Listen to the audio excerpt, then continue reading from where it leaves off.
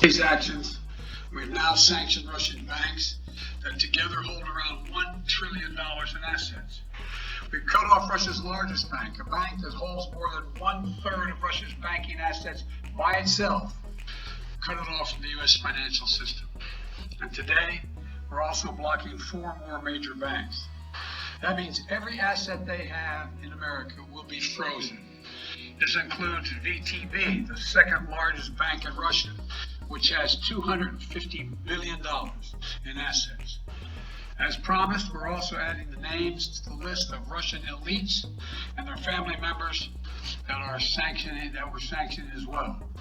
As I said on Tuesday, these are people who personally gained from the Kremlin's policies, and they should share in the pain. We will keep up this drumbeat of those designations against corrupt billionaires in the days ahead.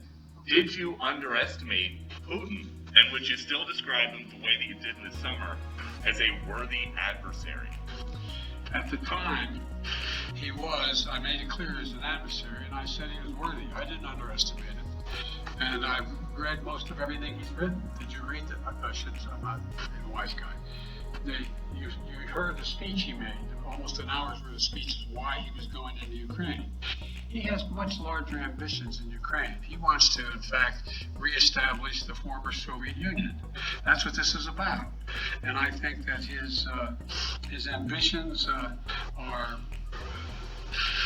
are completely contrary to the place where the rest of the world has arrived. You said in recent weeks that big nations cannot bluff when it comes to something like this. You recently said that the idea of personally sanctioning President Putin was on the table. Is that a step that you're prepared to take? And if not, it's not a bluff, it's on the table. Sanctioning President Putin? Yes. Why not sanction him today, sir? Why not sanction him today, sir? When Ukraine gave up a huge arsenal of nuclear weapons left on its territory after the collapse of the Soviet Union, it famously struck a deal with Washington, London, and Moscow, trading the weapons for a guarantee of its security and borders. Not surprisingly, the Ukrainian government is wondering what happened to that guarantee. And is Vladimir Putin trying to start World War III? Let's talk about it on the mic.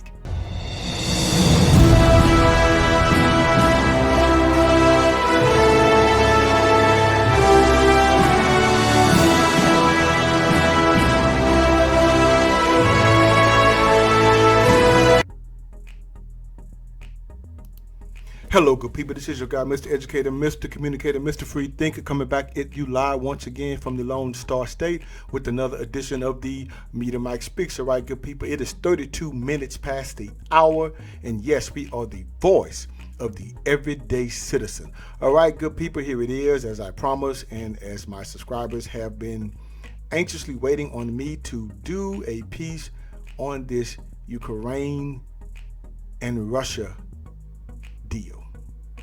Well, so I had to wait because I wanted to get both sides of the story. Because we all know what Vladimir Putin did, but I'd like to know why.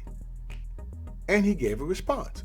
And we'll talk about it toward the end, my 2 cents regarding this, but the question is he telling the truth? Because see, he has a different complaint. Now, the media is saying that he is spinning a conspiracy theory as a pretext to seize the country in a military operation. He's saying that Ukraine and the United States are secretly plotting to put nuclear weapons back into the country. So apparently there was a deal made that they were not supposed to do that.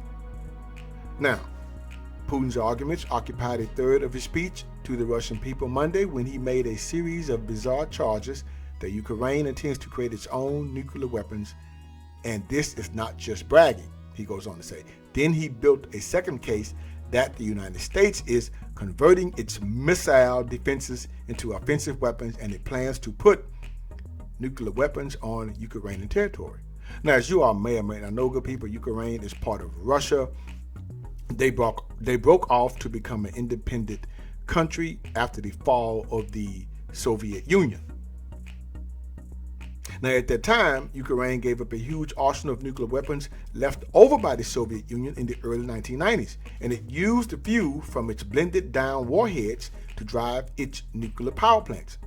Today, Ukraine does not even have the basic infrastructure to produce nuclear fuel, though Putin made the dubious claim that it could pick that talent up quickly. Now, here's the question, people: is he right though? Because look, you have to understand, there are spies everywhere. I'm pretty sure they have spies over here. We have spies over there. There are spies in China. China probably has spies over here. It is what it is. Now, for their part, American officials have said repeatedly that they have no plans to place nuclear weapons in the country and never have, especially since Ukraine is not a member of NATO. But they're not. But that has not stopped Putin from building a hypothetical case that all those things could happen someday, theoretically putting Moscow at risk. He built on the theme at another news conference, saying that embracing a series of conspiracy theories, this is the media saying, that added together may well create the pretext to seize the entire country. Now, Putin says, if Ukraine acquires weapons of mass destruction, the situation in the world and in Europe will drastically change, especially for us, for Russia, he said.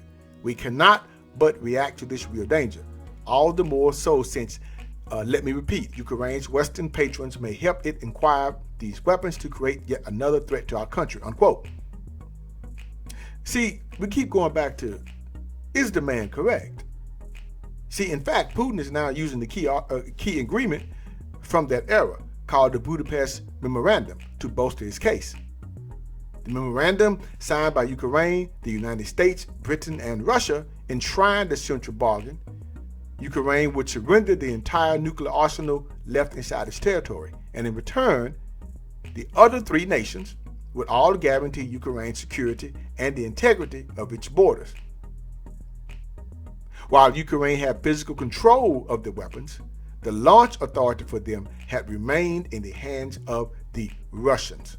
So apparently what's going on with that, if the launch authority has remained in the hands of the Russian, what is Putin talking about? But now he goes on to complain that Ukraine has the delivery vehicles for such weapons. And here he is on safer ground.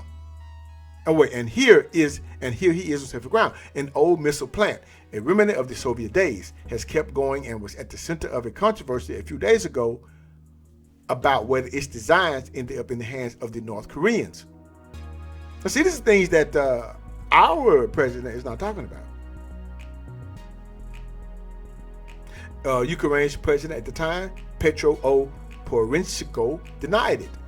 Putin acknowledged that Ukraine's current arsenal does not have the reach to hit Moscow, but with the help of NATO and the West, he said it's only a matter of time, unquote. Is the man right? Then Putin turned his ear to Washington itself, building on the argument that it must get all of its nuclear weapons out of Europe, and certainly out of the former Soviet bloc nations that joined NATO. He claimed that an anti-missile system placed in Poland and Romania and designed to protect against Iran could secretly be converted into an offense system that would threaten Russia. This man may be on to something, good people. I'm not trying to defend him, I'm just saying there's two sides to every story. Again, he said it is only a matter of time before Ukraine is admitted to NATO and becomes the launching pad for potential attacks on Russia. Is this true? He quotes here again, we clearly understand that given this scenario, the level of military threats to Russia will increase dramatically several times over. And I would like to emphasize at this point that the risk of a sudden strike at our country will multiply, unquote. His message seemed clear. The only way for Ukraine to avoid becoming a platform for U.S. weapons would be to take it over or have it run by a friendly government. See, good people, the reason why I'm saying it could be true to this is, look, I'm an old military, war-torn soldier and airman, 15 years total. Now, I wasn't alive. I wasn't born yet during the Bay of Pigs. Just in case you all may or may not know about that, when the late President John F. Kennedy was president, when Russia decided to put nuclear missiles in Cuba. If you did not know, Cuba is 90 miles off the coast of Florida. See, we had spy planes go over there and take pictures. Russia denied it. Cuba denied it. But then the spy planes took the photos. Once everything came out, good people, they were right. You see, we were right that the Russians were putting nuclear missiles. They were there in Cuba. Now, the reason why the Russians said they did it was because America lied about the fact that they had nuclear missiles in Turkey. You see? So Russia said, okay, we will pull out our missiles from Cuba if you pull the missiles from Turkey. And that's the only way that solved their problem. They did. We did. So he may be onto something. Now the question is, did Russia sign new oil and gas deal based on the euro instead of the dollar? Now Putin ain't saying that. Did they sign a new oil and gas deal based on the euro instead of the dollar? There could be some things here. Now, my other question is this a bigger agenda than what it actually already is? Meaning, is this a smokescreen used as a distraction for something else? Now, my personal observation of this is, it depends on the UN Council. What will they do? Now, will Russia advance, continue to advance, or withdraw? You see, what is their end game? I guess if they decide not to do the missile thing. And what does Donald Trump has to do with this? Is there truth to what Putin is saying, you see? See, when Trump was in office, I'm not saying I'm for Trump, but the fact that we didn't have this, he was trying to make peace, but you know we have that now. You saw him in the beginning. All right, good people. That's my spin and take on it. Not going to go too far into this. So, feel free to leave in the comments if you like in the comment section below. Until next time, this is your guy, Mr. Educator, Mr. Communicator, Mr. Free Thinker. Subscribe, share, and like to keep me rocking on the mic. Have a good night. Understand you soon, it won't be long. Keep on, keep running.